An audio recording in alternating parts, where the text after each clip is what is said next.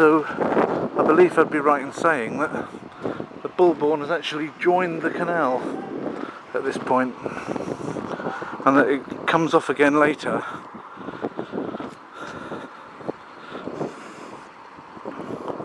But that it's already mixed in then with the canal water.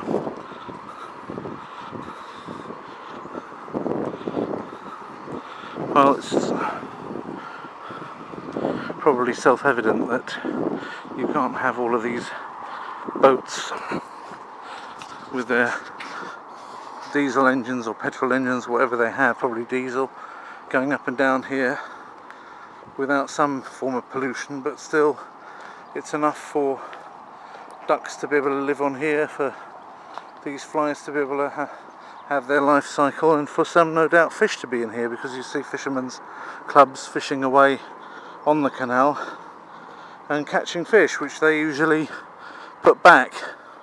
In fact, it's extremely rare for a sports fisherman in this country to, as far as rivers are concerned, to take the catch home with them.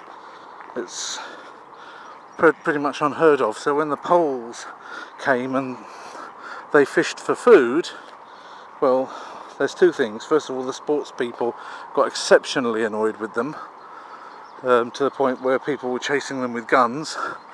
And secondly, if they do eat them, they're going to get ill, because this is not of a level where you'd want stuff coming out of here going through one level of the food chain and then ending up in your stomach.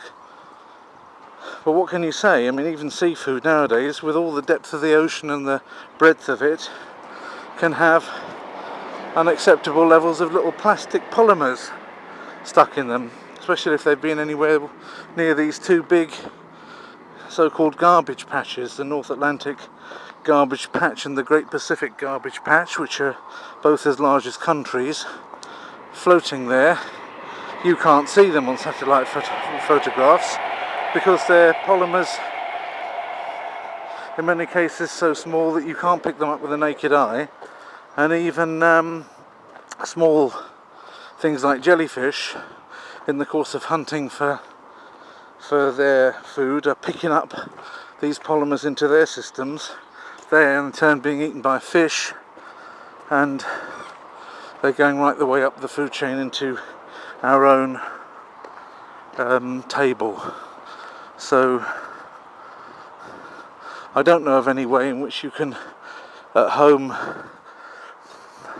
test the levels of pollution that there would be in a fish that you eat, but maybe that's something which one of my viewers can think of, dream up, patent it, how you could actually have at home something which would actually test a portion of the fish that you've bought and let you know if there's an unacceptable level of polymers. I think any kind of polymer, bearing in mind that you can't digest, it's going to stay in your system. You can't digest it. It's small enough to pass into your system. Yeah, it's just not going to stay in the gut and end up being excluded from you by the means of normal excretia, but it's just going to stay there, basically building up as a form of toxin in your system. So how you can avoid this, or find these things, whether or get them, or have something that checks whether they're there in the food that you buy, that would be helpful, I think, to people and to businesses that don't want to be buying and selling on sea products which have too high levels of this. I mean, when I first started thinking about the Great Pacific garbage patch and the North Atlantic garbage patch, I first of all thought, well, surely this is not too difficult. You just simply get a net and you trawl a nice big circle. First you draw out a huge great big circle, and then you draw it inwards. This stuff tends to float, so it's going to stay around the top, and it'll attach to the fibres of the net that you put in, and you basically pick it up that way. And you just wring it out, and there's your little bits of polythene, because I thought that's what it was. I thought it was little bits of plastic bags that were floating out there. They started as plastic bags, What they are now is they're things which are too small to see.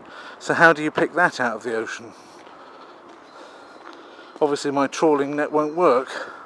After all, you've got a new set of ducklings. They're sweet, aren't they?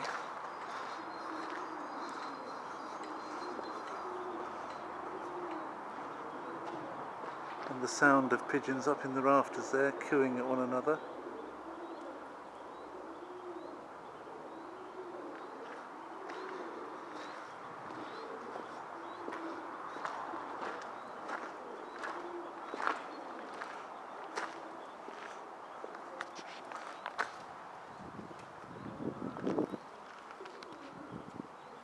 An old bridge with the railway going by.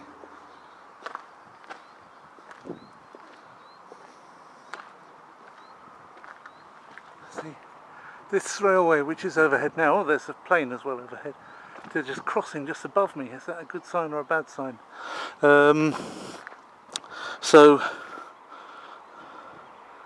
here we get the sound. I'll have to stop. There's a sound of a high-speed train going by. That's your main link between London and Birmingham. That's about half an hour after leaving Euston Station.